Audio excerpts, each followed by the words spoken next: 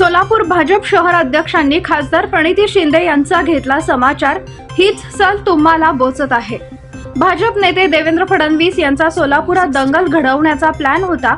या आरोपानंतर याचे पडसाद सोलापूरच्या राजकारणात उमटले आहेत। भाजपा ही अतिरेकी वृत्तीची आहे असा आरोप देखील खासदार प्रणिती शिंदे यांनी केलाय।